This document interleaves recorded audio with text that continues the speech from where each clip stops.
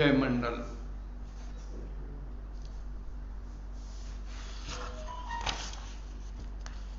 भारतीय पिछड़ा शोषित संगठन नई दिल्ली, इनके तरफ से श्री सटवाजी मंचेवाल और बालाजी मुंडे ने ओबीसी के आरक्षण के बारे में कहा कि आप अपने विचार व्यक्त करो करके मैं सब मेरे मंडल लाभार्थी भाइयों को ये विनंती करता हूँ कि अपने को ओबीसी आरक्षण के लिए जब तक अपन संघर्ष नहीं करोगे अपने को कुछ भी नहीं मिलने वाला।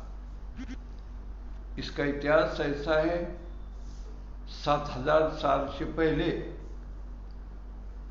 महर्षि वाल्मीकि, व्यास, कृष्ण, गौतम बुद्ध, ये जो बड़े बड़े महात्मा हो गए, अवतार हो गए, उन्होंने इसके लिए कोशिश की है, जिसमें फुले शाहू अंबेडकर ये भी थे।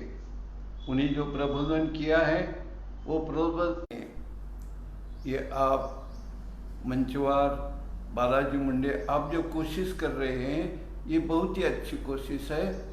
इससे प्रबोधन होके ये लोगों का उद्धार हो जाएगा। मैं आपको विनंती करता हूँ कि बार बार ये कोशिश करो कि जिसकी वजह से ये सब लोगों का प्रबोधन होके उनको आरक्षण का हक मिलेगा। इस देश में 52% ओबीसी है और 12% लोग उच्च वर्णीय है और 3%, 2% ब्राह्मण हैं। वो 12% लोग ये ओबीसी पे राज कर रहे हैं, उनको गुलाम बना रहे हैं। इसके लिए अपने को संघर्ष सिवा इसका कोई भी मार्ग नहीं है। अलग अलग प्रांत में, जैसे महाराष्ट्र में मराठा, रेड्डी, राजपूत, बनिया है, उनके साथ ब्राह्मण मिलके, ब्राह्मण बोले तो ये सब मनु के लोग हैं और वो इनको आगे करके अपना सब कारोबार चला रहे हैं। 87% लोग गुलाम हैं, वो उच्च वर्णीय के गुलाम हैं और इनके खिलाफ जब तक अपन संघर्ष नहीं करेंगे तब तक कुछ भी नहीं होने वाला है। राम अवतार, कृष्ण अवतार इससे भी चला, लेकिन ओबीसी सुधरे नहीं है। मैं एक ही उदाहरण आपको देता हूँ कि वाली और सुग्रीव दोनों भाई थे और दोनों भाई, वाली बलवान था तो उसका वध करने के लिए राम ने सुग्रीव को उनसे फोड़ा, उनसे अलग कर दिया और गनिमी काव्य से धोखा दे के उसका वध कर दिया वाली का। ऐसे ही ओबीसी के हर जात, हर भाई बहन, इनको अलग किया जाता है और ख़त्म किया जाता है। भारत के साथ लड़ाई की 11 जुलाई 1818 में, इसके पहले कोई भी स्वतंत्र का लड़ाई का कोई इतिहास नहीं मिलता है। उसके बाद सितंबर 1818 में हंसाजी हटकर नाभा जिला नांदेड़, ये भी संग्राम 22 दिन निजाम और इंग्रज के साथ लड़े और शहीद हो गए।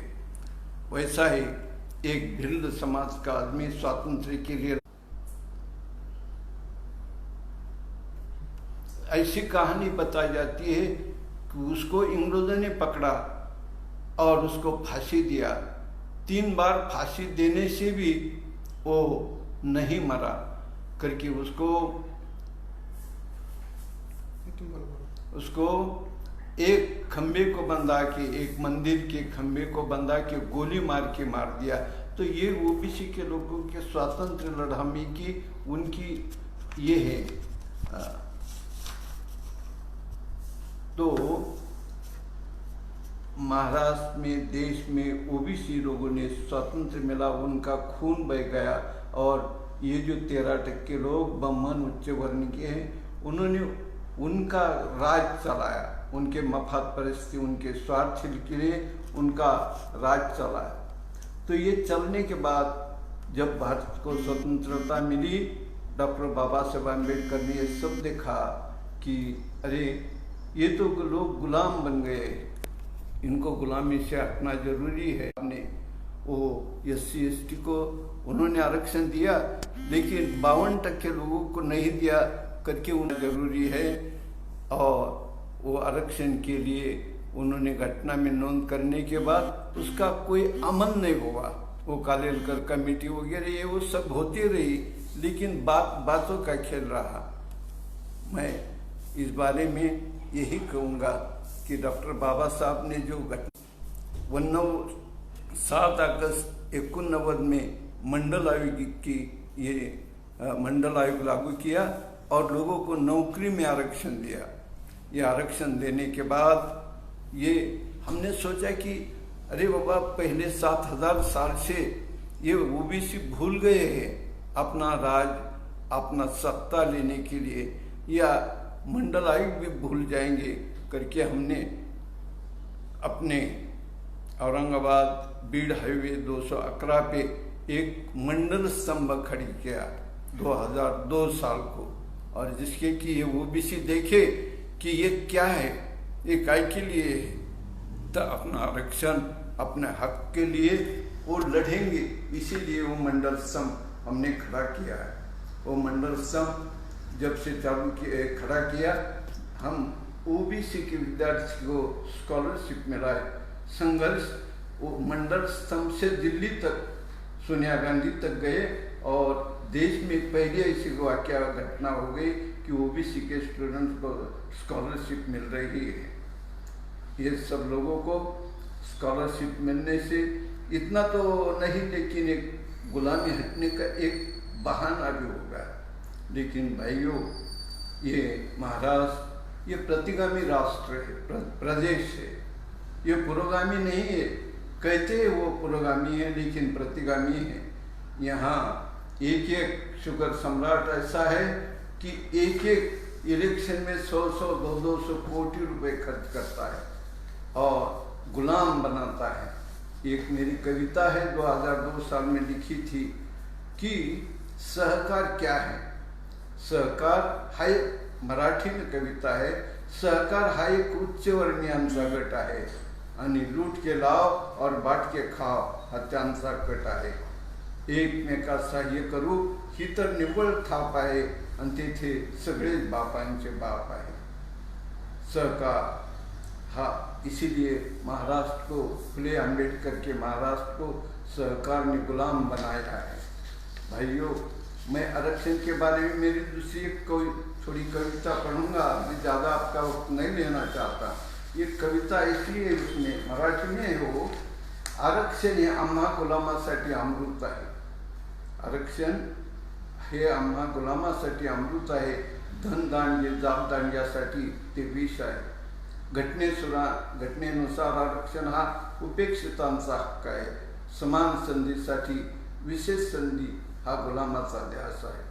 कोर्ट, सुप्रीम कोर्ट बोलता है कि ये मूलभूत हक नहीं है आरक्षण, लेकिन समझना चाहिए सबको कि घटनेनुसार आरक्षण हा उपेक्षितांचा हक्क आहे। समान संधीसाठी विशेष संधी देना जरूरी आहे। समान संधीसाठी विशेष संधी हा गुलामांचा ध्यास आहे। 85% गुलामीसाठी आरक्षण ही आरोळी आहे आणि 15% प्रस्थापितासाठी ती किंकाळी आहे। गुलामांनो जागे व्हा, आरक्षण ही भीक नाही, हक्क आहे। संघर्षाने का कावळे डोमकावळे यांच्या पोटात आरक्षणाचा सूळ उठतो, म्हणून केविलवाणी आंदोलकांनी केव्हा तरी आरक्षण रद्द करा म्हणून बेसूर उठतो। 85% देणारे तुम्ही आहात, तुम्हीच पाहिजे ते घ्या। आधी 15% सत्तेच्या दलालांना खुर्चीवरून हटवा। लोकसभा, राज्यसभा, विधानसभा यात तुम्हीच असा प्रस्थापितांना सत्तेतून मारा ठरसा। भीक मागून आरक्षण मिळणार नाही, हेही सत्य आहे, म्हणून त्यासाठी विना संघर्ष पर्याय नाही, हे पण सत्य आहे। इसीलिए ये आरक्षण और ये सहकार, ये जो कविता हमने लिखी है, कि महाराष्ट्र के लोग जो गुलाम बनाए गए हैं उनसे वो हटना जरूरी है। ये दूसरा एक ऐसी बात सामने आती है कि ओबीसी के लोगों को दुय्यम स्तर की वागणूक दी जाती है। ओबीसी के लोगों को दुय्यम स्तर की वागणूक दी जाती है। वो ऐसी कि ओबीसी के आदमी ने भ्रष्टाचार किया तो उसको जेल है, लालू जी जेल में है, छगन भुजबल भी कुछ दिन जेल में रह के गए, और उनके साथ बहुत लोगों ने भ्रष्टाचार किया, उनको कुछ नहीं किया गया। जातीय न्याय जनगणना करने के लिए गोपीनाथ जी मुंडे लड़े लोकसभा में, वो विधेयक पास कर लिए उन्होंने, लेकिन उनका नतीजा ऐसा हुआ कि उनको दिल्ली में उनका जो मृत्यु हो गया उसकी मालूमात नहीं हुई, कैसे होगा क्या होगा, ये बहुत गूढ़ का मामला है। ओबीसी के लोगों को, ये देश के वो केंद्रीय मिनिस्टर थे तो भी कुछ मालूमात नहीं हो गई कि उनका मृत्यु कैसा होगा। तो ओबीसी के लोगों को ऐसी दुय्यम स्तर की वागणूक दी जाती है। भाइयों, न्यायालय भी हमारा अधिकार नहीं मानता। हमारे भाई जो मजदूर भाई थे जिन्होंने स्थलांतर किया, उस टाइम कुछ लोगों ने सवाल उठाया कि कोर्ट में, सुप्रीम कोर्ट में, ये देखो क्या है, ये लोगों की हालत कैसी, इनको कैसी तकलीफ होती है। तो कोर्ट ने कहा कि हमारा काम नहीं है। उसके बाद कुछ महीने, 2 महीने के बाद सब लोग इधर उधर चले गए। इस देश में के 40 करोड़ जनता इधर उधर भटकती रही, कोई रास्ते में मर गए। तो उन लोगों ने कहा कि हमको यहाँ मरना है, रास्ते में मरना है या घर में जाके मरना है, लेकिन मरना तो है। लेकिन इसकी कोई भी किसने दखल नहीं की, उनका कोई नहीं। एक सिनेमा की बड़ी एक अच्छी बात है, यहाँ कौन है तेरा, वहाँ कौन है तेरा, मुसाफिर जाएगा कहाँ, कोई भी यहाँ कोई तेरा नहीं है करके वो जाके रास्ते में मर गए, कहीं घर में जाके मर गए। लेकिन इस देश के लोगों को, राज्य सत्ता में और संभालने वालों को उनकी कोई मदद नहीं की है। भाइयों, एक बात ऐसी भी है जो प्रशासन में सब उच्च वर्णीय बैठे, प्रशासन में सब उच्च वर्णीय बैठे, ओबीसी दलित बहुत एक दुखद है। हमारे देश में जब लोगों को लगा कि प्राइम मिनिस्टर ओबीसी का है, लोगों ने जी भर के सब वोट किए, ऐसे वोट किए कि 303 जगह उसको दे दिए ओबीसी है करके। लेकिन ओबीसी का कोई काम उन्होंने किया ऐसा तो हमारी नज़र में नहीं आता। मैं एक कहूँगा, एक पोरस और सिकंदर की लड़ाई की एक मैं आपको उदाहरण दूंगा कि सिकंदर जब लड़ने आ गए भारत में, तो उसने देखा उस पोरस एक बड़ा राजा सम्राट है, उसके साथ वो लड़े और जीत कैसी करे। तो सिकंदर ने अपने खुफिया, अपने सीआईडी भेजे और देखे कि उसके 10,000 हत्ती देख क्या हो। तो हत्ती के अगले कदर में, अगले सामने जो बड़े बड़े गांडू हत्ती है वो लगा रखे थे, और सीआईडी ने बोले, खुफिया ने बोले कि वो बहुत बड़े बड़े हत्ती है वो, और सामने सिकंदर ने बोले कि हम ये लड़ाई तो अभी जीत जाएंगे। कैसे? आप एक ही काम करो, वो सामने वाले बड़े बड़े हत्ती, उनकी सूंड जो होती है वो काटो, सिर्फ सूंड काटने से वो आगे नहीं भागेंगे, वो पीछे भागेंगे, और पीछे जो छोटे छोटे हत्ती सैन्य उनको वो कुचल देंगे, रौंदेंगे। वैसा ही होगा। वैसे ओबीसी समाज में के लोग हैं, जो मैं उस शब्द का इस्तेमाल नहीं करना चाहता, लेकिन बताना तो जरूरी है कि गांडू हत्ती फौज को भारी है। ऐसे हत्ती हमारे ओबीसी भाइयों को कहे, तुम सुधर जाओ बाबा, हो तुम सुधरेंगे नहीं तो हम मर जाएंगे, सब ओबीसी मर जाएंगे। इसीलिए ये सब हमारा मीडिया में कोई नहीं है, हमारे मीडिया में कोई नहीं है, हमारी महाराष्ट्र में तो ऐसी बात है कि ओबीसी को तो कोई गिनता ही नहीं। ओबीसी का आरक्षण के बारे में तो एक बात भी नहीं करते, ना चीफ मिनिस्टर बात करते हैं, ना वो कोई है वो आगे पीछे करके चलाने वाला वो भी नहीं बात करता। तो ये हमारे सब दुश्मन, ओबीसी के दुश्मन सत्ता में बैठे हैं, वो हमको आरक्षण देने वाले नहीं करके हमारा एक प्रोग्राम है ओबीसी का। ये प्रोग्राम ऐसा है कि जब तक हम सत्ता हाथ में नहीं लेंगे तब तक हमको कुछ भी नहीं मिलेगा। सत्ता हाथ में लेने का एक ही रास्ता है, एक तो पहले उन पे असहकार करो।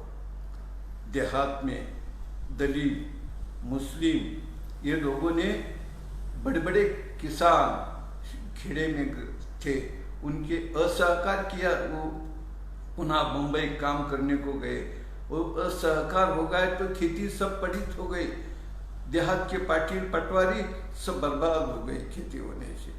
वैसा ही ओबीसी ने अगर ये राज्य करते, हमारा काम आरक्षण का काम नहीं करते, कुछ नहीं करते, तो उनके ऊपर थोड़ा अलिखित असहकार करो। और दूसरा एक मैं कहना चाहता हूँ कि भाइयों, इससे भी नहीं हुआ तो ऐसा करो कि एक बार अपने को कोई टिकट नहीं देता, कोई पार्टी टिकट नहीं देती, एक दो इक्का दुक्का होता है, उससे कुछ नहीं होता, तो कोई पार्टी टिकट नहीं देती, फिर ओबीसी किसको वोट करेंगे। तो मैं इतना ही कहूँगा भाइयों को, कोई भी ओबीसी का आदमी हो, वो खड़ा रहा कहाँ से भी, तो ओबीसी के वोट ओबीसी को ही गिरना चाहिए, नहीं ओबीसी दलित, आदिवासी और अल्पसंख्यक को गिरना चाहिए। क्योंकि ये भी कम्युनिटी अपने सिर की दुखी कम्युनिटी है। अपन साथ साथ लड़े तो अपने हाथ में सत्ता आएगी, और सत्ता आने के बाद अपन अपने सवाल हल कर रहे। तो ये सब करना जरूरी है। ये सब नहीं किया तो अपना कुछ होने वाला नहीं। 7000 सालों से जो कुछ हुआ नहीं, आगे भी कुछ होने वाला नहीं है भाई साहब। अपने भी सब पीढ़ियाँ चली गई, बर्बाद हो गए, लड़के सब चले गए, लेकिन अपने को अपने बच्चे उनके पाँव के नीचे देना है, ऊपर वाले मनुवादी के पाँव के नीचे, तो अपने को लड़ना पड़ेगा, उनके साथ संघर्ष करना पड़ेगा। हम तो मंडल के बारे में, मैं महाराष्ट्र में, मैं गजमल माड़ी सर और राठौड़, हमने 300 सभा लिए महाराष्ट्र में और मंडल के लिए लड़ रहे हैं, लेकिन अभी इतना कुछ फायदा नज़र नहीं आता। हम आखिर कब तक लड़ेंगे? हमारी भी कोई मर्यादा है, और यह मर्यादा से हम इतना कहेंगे भाई साहब, कल खेल में हम हो न हो, कल खेल में हम हो न हो, गर्दिश में तारे रहेंगे सदा। भूलोगे तुम, भूलेंगे वो, पर हम तुम्हारे रहेंगे सदा। तुम हमारे पे भरोसा, प्यार, मोहब्बत नहीं किए तो हम आपके लिए जरूर करेंगे, क्योंकि आपका उद्धार होना ये बहुत जरूरी बात है। आपके उद्धार के लिए हम लड़ रहे हैं, और ये आरक्षण के लिए आखिरी सांस तक हम लड़ेंगे। यही हमारी जीवन की ये है।